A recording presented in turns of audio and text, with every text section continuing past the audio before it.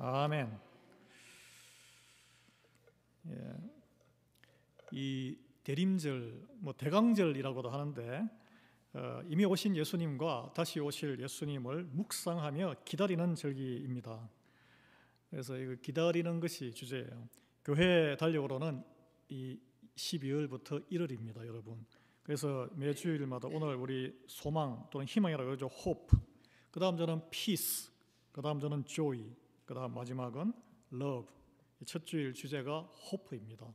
희망 또는 소망이라고 하는데 성경에서는 예수 그리스도가 인류의 이 피조세계의 유일한 희망이자 소망 되시는 Lord, 주님이라고 하죠.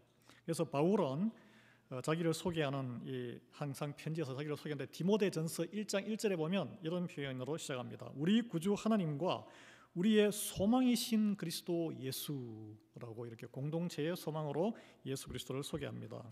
그 성경은 줄기차게 하나님께 소망, 희망을 두라고 이렇게 권면하고 있습니다. 여러분, 그러면 소망과 희망이 이렇게 단어가 한국 단어는 이렇게 따로 쓰는데 무슨 차이가 있을까요? 원래는 그 그리스 1세기에 같은 단어에서 똑같습니다. 한다는데 우리 한자 때문에 약간 차이가 있습니다. 우리 한국어가 더 명확해요. 희망은 바라는 바를 말하고 소망은 엄밀하게 하면은 바라면서 믿는 것을 이야기합니다. 믿음이 들어가 있어요. 그래서 희망과 소망의 차이는 희망이 내 중심적인 미래상을 말한다면 소망은 믿음의 대상과 연관된 미래상을 말하는 것이죠.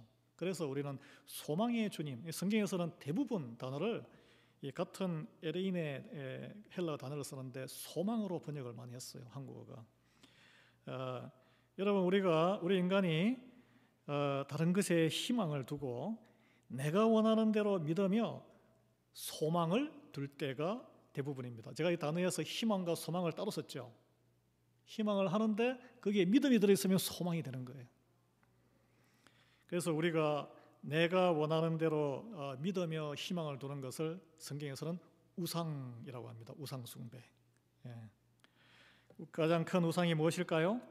내가 스스로 내 능력으로 의지하며 살아갈 수 있다고 믿는 것이 이 시대에 어느 시대나 가장 큰 우상일 것입니다. 여러분, 우리 인류 문명이 참으로 많이 발달되었습니다. 인터넷 시대를 넘어서 AI, 인공지능 시대가 되어서 지금 엄청난 속도로 변하고 있습니다.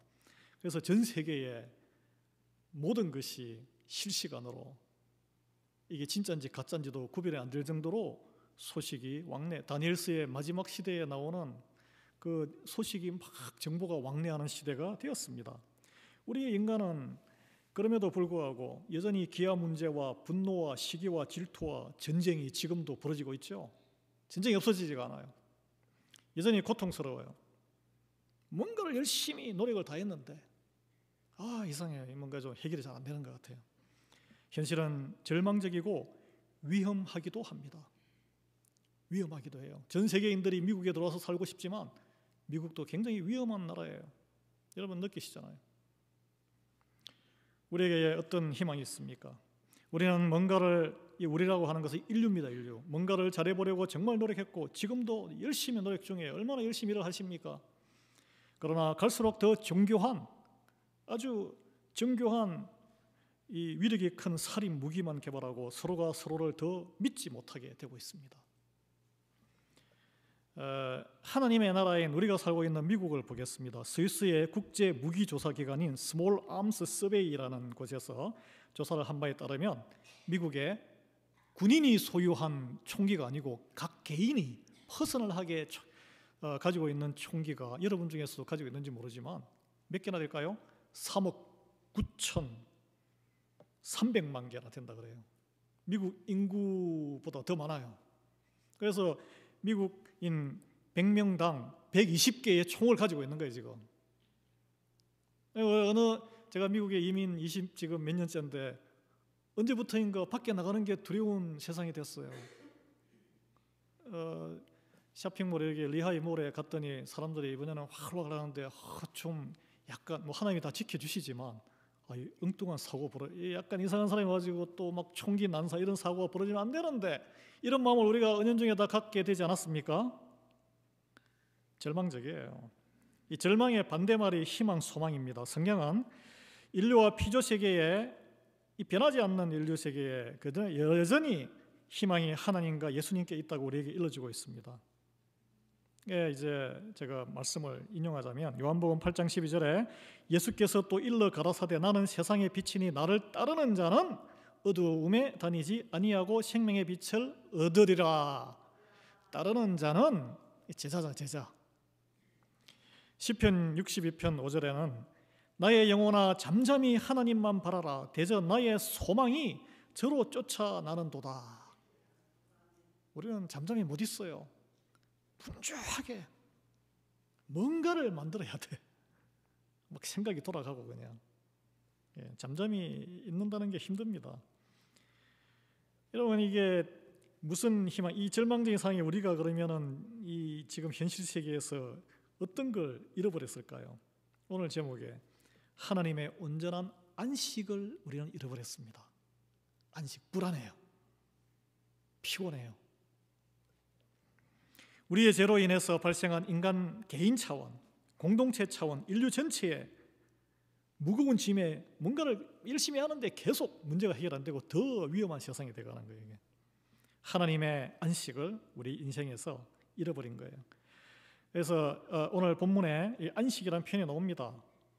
이 영혼의 쉼, 수고하고 무거운 짐을 벗어버리는 상태, 이 땅에 하나님의 나라가 이루어지는 상태, 그리고 우리 육신을 입고 있는 이 삶뿐 아니라 우리가 알 수 없는 약속으로만 받은 영원한 시간까지 두려움 없이 건너갈 수 있는 그런 상태를 말합니다. 이게 믿음의 상태죠. 안식입니다. 안식.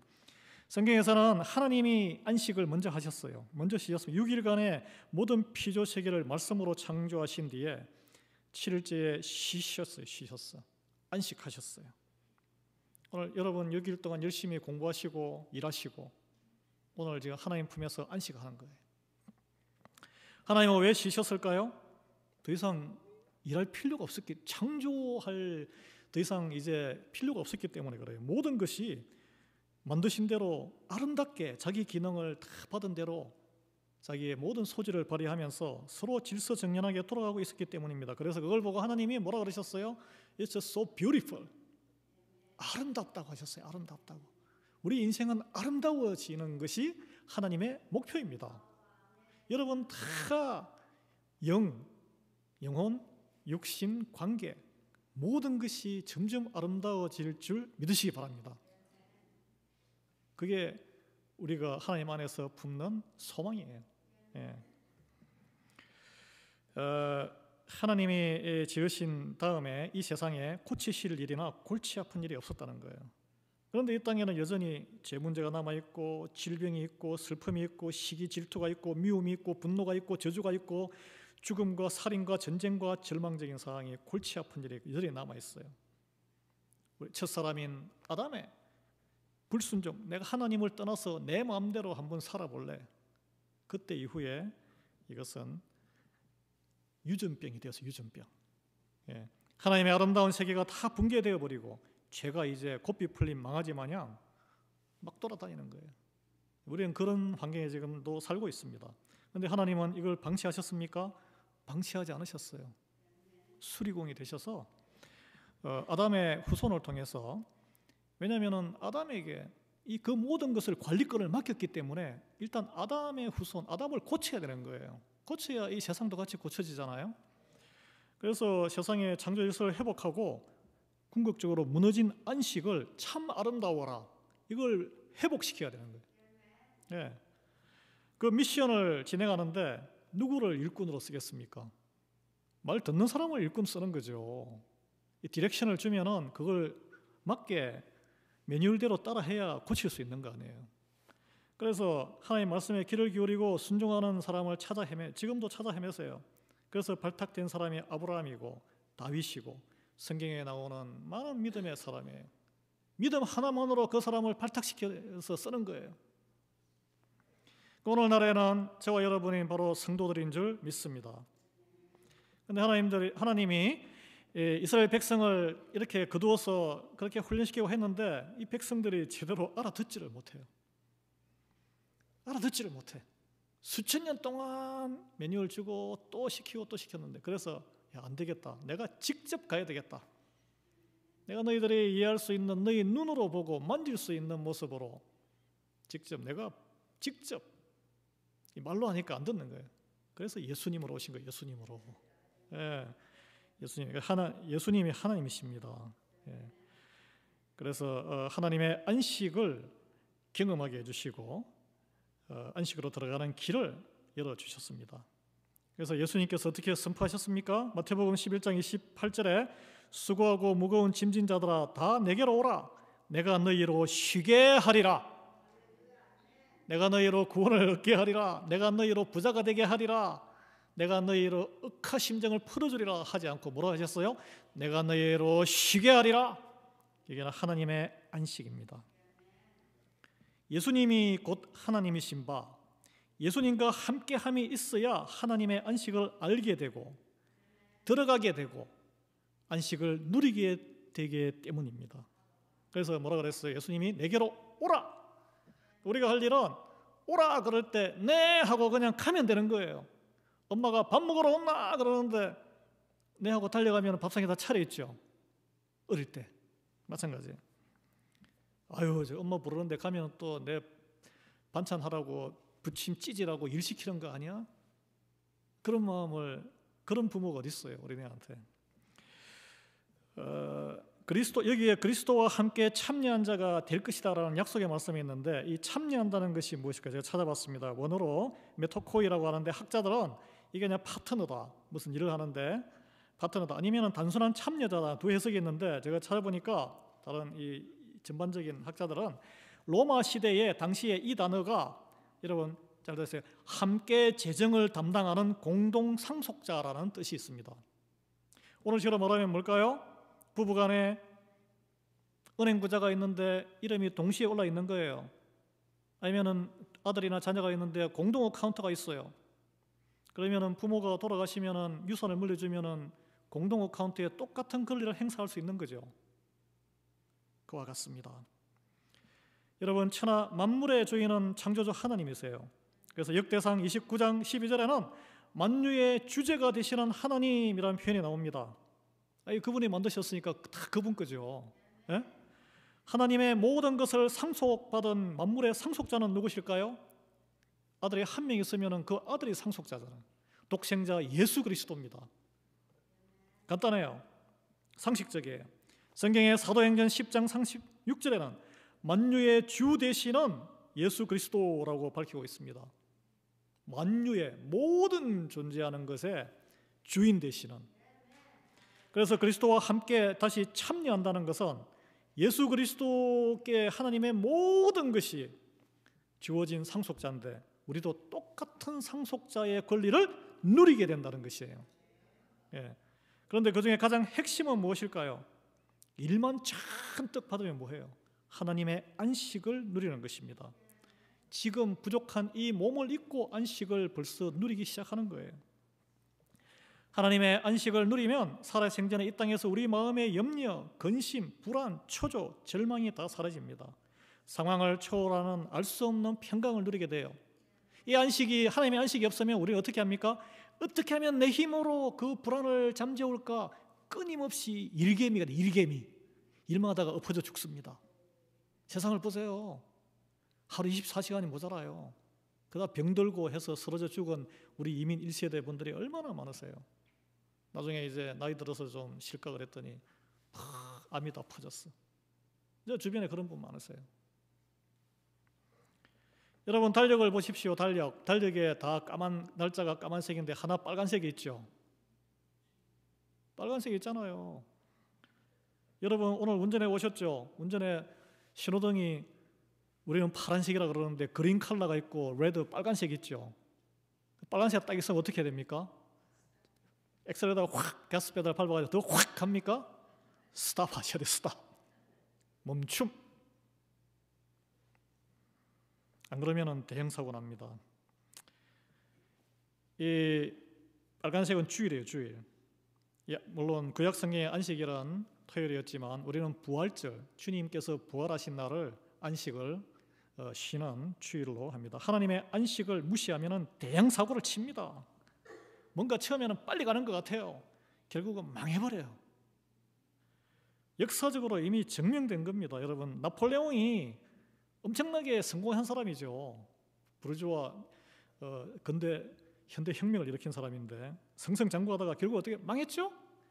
1813년 10월 17일 영국을 침략했습니다. 그때 물론 러시아를 침략해서 완전히 망했지만 영국을 침략하면서부터 거기 웰링턴 전투가에 거기서 졌어요. 망했어요. 근데 그날이 주일이었어요. 10월 17일이 주일이었어요. 1941년 12월 7일 아침에 일본 빵 비행기 가지고 하와이 진주만 공습했어요. 그날은 주일이었습니다. 일본 어떻게 됐습니까? 우리나라 이렇게 괴롭히고 동남아까지 먹고 막 승승장구했는데 원자폭탄 2방 맞고 끝났잖아요. 북한이 지금 어떻게 살고 있습니까? 1950년 6월 25일 북한 김일성이 북한군 그때는 군사적 우세였죠. 한국을 남침했어요. 언제였습니까? 주일 아침이었어요. 주일을 무시하고 하나님의 안식에 관심이 없는 자들, 자기 힘으로 살고자 하는 아들, 처음에는 보면 세력이 엄청 커 보여요.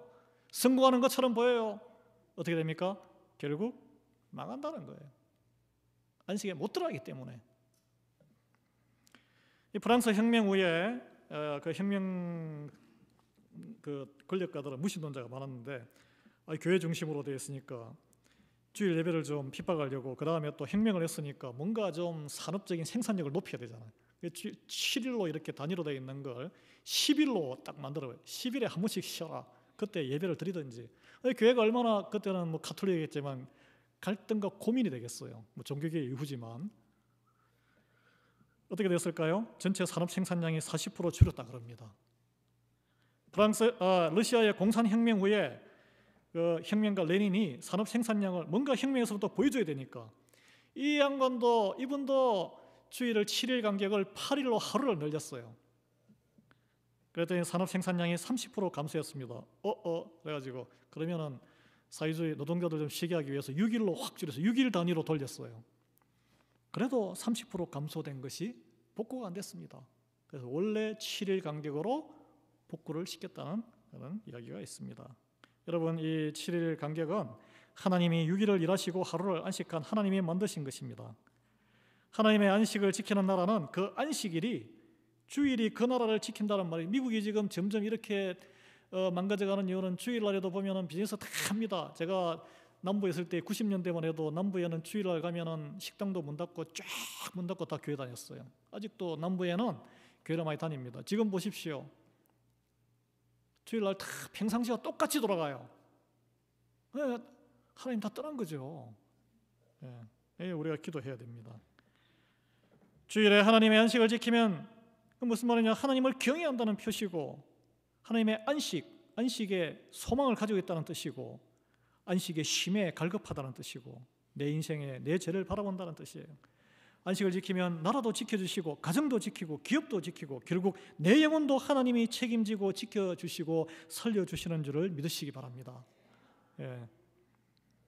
그런데 나를 살리고 가정을 살리고 나라를 살리는 이 하나님의 안식으로 초대하신 유일한 소망의 주님에게로 예수 그리스도에 나아가는 길을 가로막고 있는 게 있다는 거예요. 우리한테는. 그게 바로 불순종이라는 인간 본연의 치명적인 유전병이에요. 이 불순종은 우리의 유전병입니다. 뗄래야 뗄 수 없는. 첫사람 아담의 후손인 우리가 범죄한 아담의 유전으로 인해서 유전병이 있어요. 뭡니까?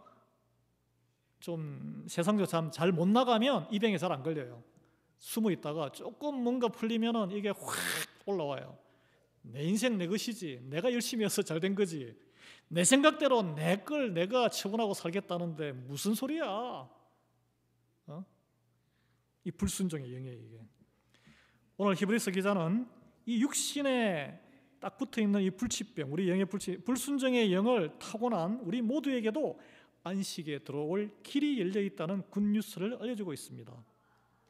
이 길을 가기 위해 우리가 모두 반드시 인정하고 각별히 주의하고 힘써 실천해야 할 것을 소개하고 있어요. 그것은 첫째, 인정해야 돼. 인정. 나는 태어날 때부터 불순종의 유전병에 걸려있는 사람이다. 그 인정하면은 다 불순종해도 원래 그런데 우리가 뭐 이제 겸손해 줄 수 있어요. 그리고 이 불순종의 유전병이 얼마나 우리가 안식에 들어간 것을 방해하고 위세를 떨치는지 설명하기 위해서 히브리서 기자는 오늘 그 옛날에 그 출애굽 백성들, 자기 조상들의 이야기를 시편 95편을 인용하면서 소개하고 있습니다. 광야에서 40년 동안 헤맸잖아요. 그 시행착오를 우리에게 알려주고 있어요. 그들은 한마디로 이야기하면 광야에 살면서 하나님이 공급하는 걸 다 먹고 살면서도 도무지 하나님 말씀을 들으려고 하지 않았어요. 안 듣습니다. 그 10절에 보면 왜 그런가 이유가 나옵니다. 하나님은 출애굽 백성들에게 그들이 항상 마음이 미혹되어 내 길을 알지 못하는도다. 하나님의 말씀이 들리는데 마음이 딴 데로 계속 쏠리는 거예요. 이게 왜 그럴까요? 자기들이 이미 경험한 게 있기 때문에. 애굽에서 그 고기, 애굽의 화려한 피라미드, 화려한 건물, 근데 이 광야 보니까 이 잡풀밖에 없고 기름진 논과 농사와 과일들이 생각이 나고 하나님은 그런 걸 왜 안 해주시고 능력이 많으시다는데 애굽의 세상적인 편리함이 아쉬웠던 거예요. 어려움이 닥칠 때마다 생각은 거기 쏠리고 불평불만이 터지고 그럼 누구 탓이에요? 이거 너 모세가 나를 여기 데리고 왔구나. 모세 탓이에요. 네가 나를 미국에 데리고 와가지고 이 고생을 시키네. 그렇게 말하신 분도 계실 거예요. 아니 우리 교회에 와가지고 좀 목사나 장로들이 좀 잘하지 이게 뭐야 이게.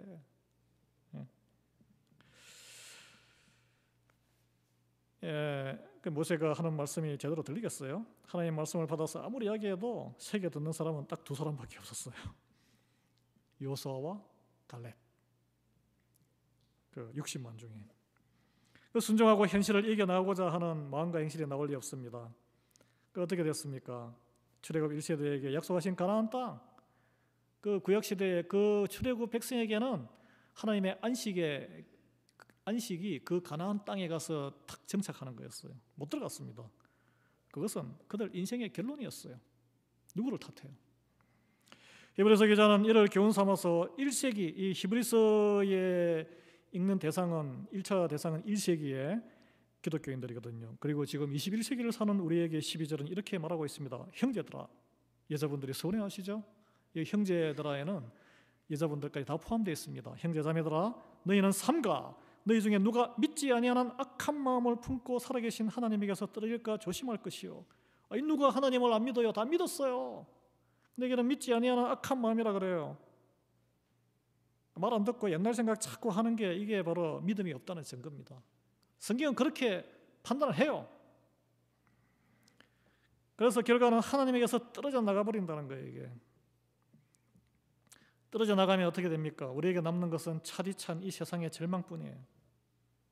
따라서 스스로 우리는 불순종의 유전병 환자임을 깨달아가 끊임없이 솟는 불평불만의 마음을 회개해야 돼요. 내 마음이 쏠릴 때 내가 지금 넘어지고 있구나. 십자가 앞으로 나와야 돼요. 그러지 않으면 첫 번째 현상 불평불만, 컴플레인. 두 번째 현상 교회 공동체에서 떨어져 내가 잘났으니까 저는 왜 내가 모이기에 힘써. 꼴 보기 싫어. 그리고 마지막 결론은 예수 그리스도를 십자가에 매달아서 죽게 하시고 우리를 하나님의 안식으로 초대한 잔치상에서 멀어져 가는 것입니다. 그렇다면 우리가 어떻게 이런 지뢰밭처럼 도사리는 내 안의 제 유혹에 함정에서 피해서 하나님의 안식에, 여기 오신 분은 안식에 초대받고 들어오신 분이잖아요. 저는 그렇게 생각합니다. 이 비옥구 구전날 예배에 나오는 것은 보통 믿음이 아니에요. 이 시대에 특히 2023년 이 시대에 어떻게 더 머물고 깊이 누릴 수 있을까요? 히브리서 기자는 13절에서 이렇게 말합니다. 너희 중에 누구든지 죄의 유혹으로 완고하게 되지 않도록 매일 피차 검면하라. 유혹이 있다는 거예요. 유혹이. 누가 그런 유혹을 받습니까? 누가 받을까요? 여기 보면 답이 있습니다. 너희 중에 누구든지, 교회를 다니는 우리 가운데 누구든지 이런 죄에 마음이 미혹받을 수 있고 빠질 수 있다는 것을 우리는 인정해야 된다는 거예요. 저도 그래요. 죄유혹이 없을 수 없다는 거예요. 그러나 그것에 휘둘려 마음이 딱딱하게 굳어지도록 하는 것을 방치하지 말라 그랬어요. 우리가 쓰는 표현이 있습니다. 머리 위에 새가 막 날라, 여기에 우리 교회 위도 막 천장에 까마귀 날아다녀서 여러분 차를 가까이 대면은 새똥을 맞습니다. 그죠? 그런데 머리 위에 새가 날아다니는 것은 어쩔 수 없지만 머리에 둥지를 짓도록 놔두지는 말라 그랬잖아요. 마음이 완고해진다는 것은 말씀이 마음에 와서 뿌리를 내리지 못한다는 거예요. 그래서 이걸 막기 위해서 어떻게 해야 됩니까? 오늘 성경은 이렇게 피차 건면하라. 건면은 말씀으로 일깨워주라는 이야기예요. 예, 이것은 피차라는 것은 개인의 책임을 넘어 그 사람의 개인의 책임이 아니란 거예요. 공동체의 역할과 책임이 있다는 것입니다. 제가 다 유혹을 받고 넘어지고 마음이 이리저리 흩어지는데 그때 불평불만하고 공동체에서 멀어지고 미끄러지지 않게 우리는 공동체의 역할이 있어야 한다는 공동체. 예. 왜 그렇습니까? 말씀의 능력을 우리가 아무리 사랑하고 건면해도 옆에서 기도해도 말씀이 들어가야 말씀의 능력으로 붙들려야 자기 죄가 들여다 보이고 회개하고 그리스도를 소망의 주로 회복할 능력이 생기기 때문에 그래요. 그래서 건면이 들어가는 거예요. 이거 누가 할 수 있습니까? 누가 할까요? 제가 할까요? 목사 또는 오늘 여기 인성 공동회에 안수 집사님, 장로님 있는데 시무 장로 안수가 열심히 뛰어다니며 해야 될까요? 여기에는 그런 말씀이 없습니다. 피차라고 해서 피차. one another 영어로 each other. 믿음이 좋은 사람이라고 하지 않았습니다. 권사, 집사, 장로, 목사라고 사도라고도 하지 않았어요. 피차는 너와 나 누구나 다 해당된다는 거예요. 처음 예수 그리스도를 믿었을 때 성령으로 뜨겁게 신앙 고백했을 때 첫사랑을 아직도 가지고 있는 사람은 누구나 가능하다는 거예요. 그래서 14절에 우리가 시작할 때 확신한 것을 끝까지 견고히 잡고 있으면 그리스도와 함께 참여한 자가 되리라. 우리는 각자 하나님 앞에 예수 그리스도를 구주라고 마음으로 믿고 입으로 시인한 신앙 고백을 바탕으로 성도가 된 사람들입니다. 이 신앙 고백이 한 번으로 끝나는 게 아니라는 거예요. 하나님이 지금 살아계신 하나님이시듯이 우리 신앙 고백도 항상 현재형으로 지금 살아있는 믿음이어야 한다는 거죠. 예. 어제는 믿었는데 오늘은 피곤하니까 안 믿을래.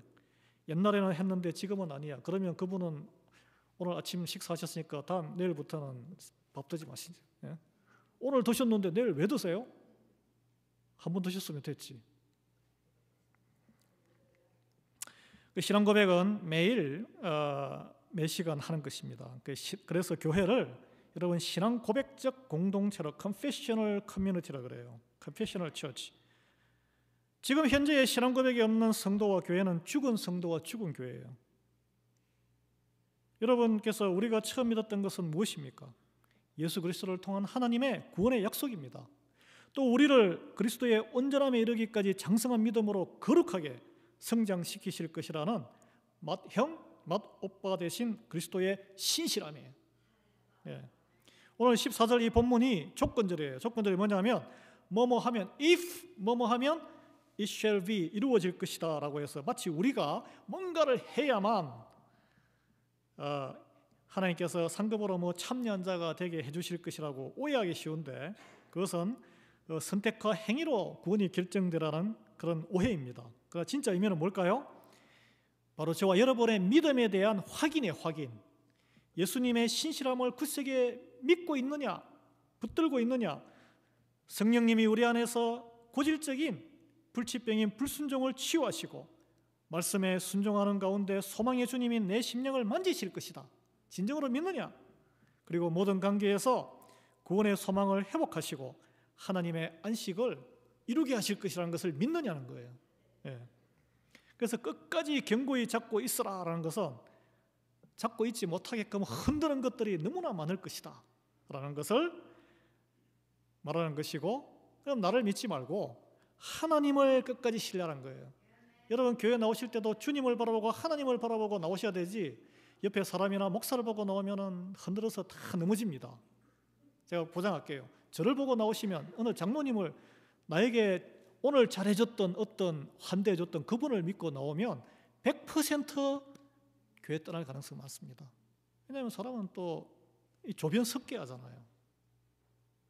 하나님 보시고 나오세요. 출애굽 백성들은 모세가 자기들을 속여서 광야에서 죽이려고 한다고 비난했어요. 하나님이 하신 약속, 모세를 통해서 하신 약속의 말씀을 염두에 두지 않고 눈에 보이는 대로 생각하고 행동했습니다. 그들에게 하나님은 구름 기둥과 불 기둥으로 하나님이 함께 하시는 걸 계속 보여주셨는데도 만나와 메추라기를 고기를 다 공급했는데 아마 질렸겠죠. 같은 메뉴라서. 그럼에도 불구하고 눈에 보이는 광야의 단조로운 삶에 판단력이 뒤흔들렸어요. 여러분, 이 예배, 반복되는 예배 얼마나 단조로우세요? 하나님은 그러나 그때에도 그들과 함께 계시고 모든 좋은 것으로 공급하시고 인도하셨어요. 한순간도 그들을 떠나신 적이 없다는 거예요. 이게 놀라운 일이에요. 여러분, 우리의 삶 가운데 여러분이 하나님 믿고 나서 한순간도 하나님이 여러분 곁을 떠난 적이 없습니다. 안 좋은 일도 많이 당하셨죠. 그래도 하나님 붙들고 있으면 담대할 수 있습니다. 여러분, 우리 삶에 이 닥친 여러 문제 속에 하나님을 향한 믿음과 불신 사이에서 지금도 순간순간 고민하고 갈등할 때가 있습니다. 닥치지 않은 미래, 자녀 또 결혼도 해야 되고 나이 들면 몸도 약해지고 불안해하고 두려워할 때도 있어요. 그러나 그런 막연함 때문에 신앙에서 뒷걸음질 치면 마음이 점점 굳어지는 거예요. 마음이 굳어지는 증거가 뭘까요? 말씀이 안 들어오는 거예요. 예배가 시들해지는 거예요. 예. 그러면은 내가 이스라엘 백성의 길을 걷고 있구나 깨달으셔야 돼요. 그걸 근면들어야 돼요.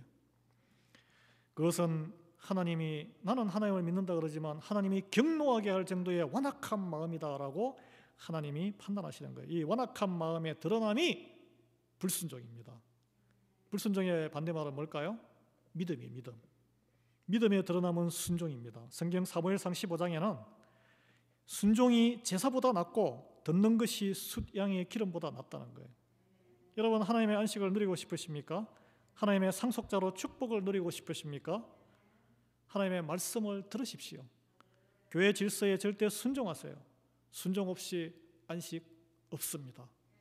계속적인 내 열심과 마이웨이로 하나님을 경록해 할 뿐이에요.